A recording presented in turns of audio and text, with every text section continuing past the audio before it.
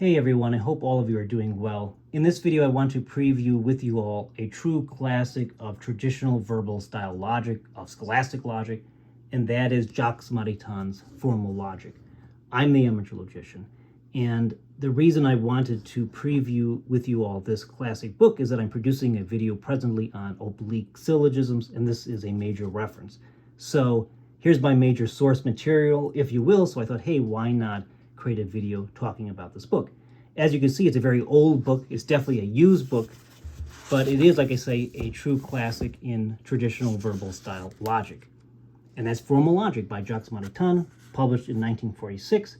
It was translated from French into English. Now, Jacques Maritain was one of the giants of Thomistic philosophy. That is, he was a follower of Thomas Aquinas. He extended Aristotelian and Thomistic philosophy in epistemology and metaphysics or ontology, and he also wrote a little bit in logic, as you can see presently. Now, I should warn you, reading Jacques Maritain can be very challenging. His prose can be very dense and sometimes even poetic, and you can definitely see that when he writes about epistemology or metaphysics or ontology, but you also see that dense philosophical rigor in this book, Formal Logic. And as you should suspect, this takes the approach of a philosopher. It takes a very philosophical approach to the topic of logic.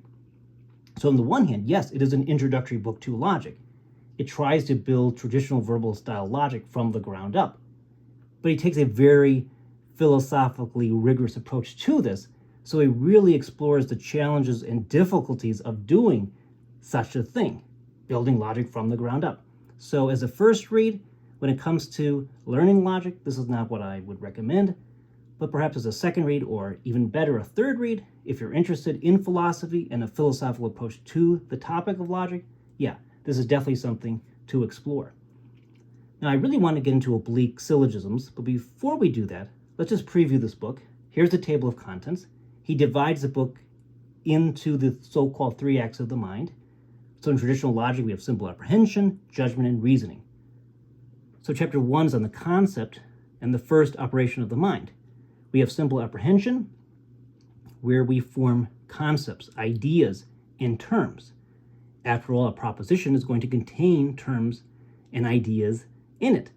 If we say all men are mortal, we have to think about, okay, what does the idea or concept of mankind even mean, or mortality even mean? Chapter 2 gets into the proposition and the second operation of the mind. We have judgments, and when we form a judgment, we get a proposition, like all men are mortal, where we have a subject and a predicate. And he explores propositions in chapter 2. And then chapter 3, we get into the third act of the mind, reasoning. He writes about reasoning in general, and then he gets into the syllogism, the categorical syllogism, the conditional syllogism. But then we do have the oblique syllogism, and that's what we're going to talk about presently. And he also talks about induction and so forth. This is a very systematic book. I'm not saying it's impenetrable by any means. It is readable, but he does have a lot of philosophical tangents and challenges within that book, and he can be difficult to read, at least in certain sections. So sometimes you might be wondering, what does he exactly mean here when he's trying to discuss a very subtle distinction? But he does have lots of charts. He's very logical in his approach, thinking about various distinctions between various concepts and ideas in logic. In this sense, he's not unlike any good scholastic writer in this tradition of writing logic books. But Jacques Maritain takes I would say, a more philosophical approach than a lot of the other books out there. So there's lots of charts in this book, and there's diagrams. There's some good pedagogy in here with the diagrams when it comes to, let's say, thinking about categorical syllogisms, thinking about if a syllogism is valid or invalid, good or bad. So I'm not saying, like I said, this is not impenetrable by any means, but there's definitely some challenges in this book. And there's a lot of meat here. So one of the things I would say about traditional logic, if you read a little bit more, you say, hey, I never thought of that. Hey, I just learned something new. There's a lot here, much more so than might at first become apparent or be apparent. So let's get into reasoning, and hopefully soon we'll get into the oblique syllogisms. I just want to kind of preview with you all that very topic. Okay, now we're getting very, very close, and we are on target. So we have the oblique syllogism. By reason of the remote matter, the terms of the syllogism considered accordingly, as the terms are direct or oblique, the syllogism is either direct or oblique. In the latter case, one of the syllogistic terms itself, little t, capital T or capital M, is in an oblique case. That is to say, that the term is not itself the subject or predicate of the proposition wherein it figures, but that it determines the subject or predicate according to a certain relation which it has to it. For this reason, the word signifying this term is in an oblique case in Latin and is preceded in English by a preposition or some sign indicating a relation. Example, Christ is God, but Mary is the mother of Christ, therefore Mary is the mother of God. The M, direct in the major, is oblique in the minor, and T, direct in the major, is oblique in the conclusion. Every son of my father is my brother, but Paul is my father, therefore every son of Paul is my brother.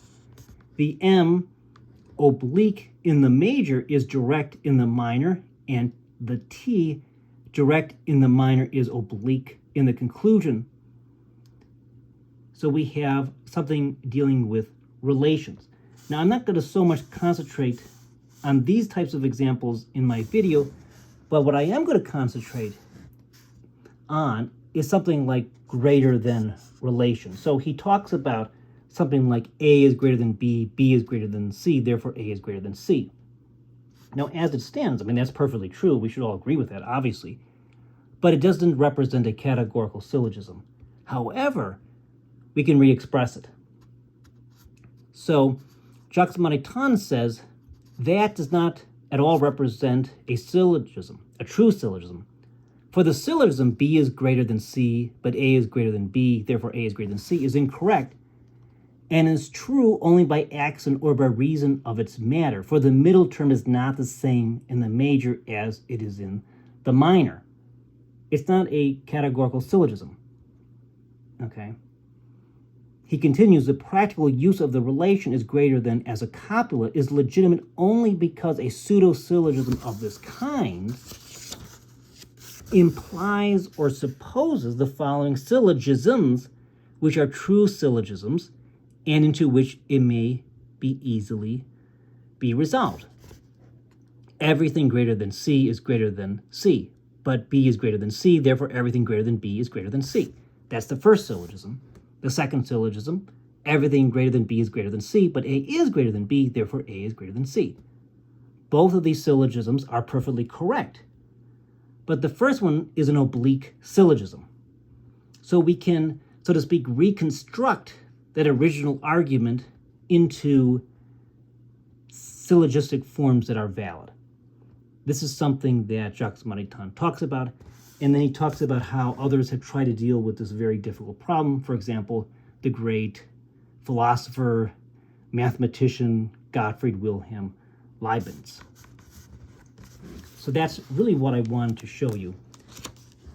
And we're going to get into that very soon. I'll upload that when I am done. But this has been just a preview of Jacques Maritain's classic book, Formal Logic. I don't want to say this is an impenetrable book by any stretch of the imagination, but it is definitely a challenging book. And Jacques Maritain is someone you could learn a lot from. Sometimes it seems traditional logic is dead and stagnant, and there's very little there, and the only thing that's exciting is with mathematical modern logic. That's not the case. And reading a book like this, even though it's definitely a very old book, shows that, hey, there's a lot of interesting things we could learn, and it's not a dead logic at all. And this book, I think, kind of illustrates that by example. So I hope to see you soon. I'm going to upload this video, and then I will upload the next video when I am done with it on oblique syllogisms and more. So I'm the Amateur Logician from amateurlogician.com. I appreciate your viewership, and if you enjoy videos like this where I talk about classic works in logic or other related topics in the trivium, maybe even the quadrivium, let me know. I would appreciate that a lot, and I appreciate your viewership and your comments. See you soon. Bye for now. Be well.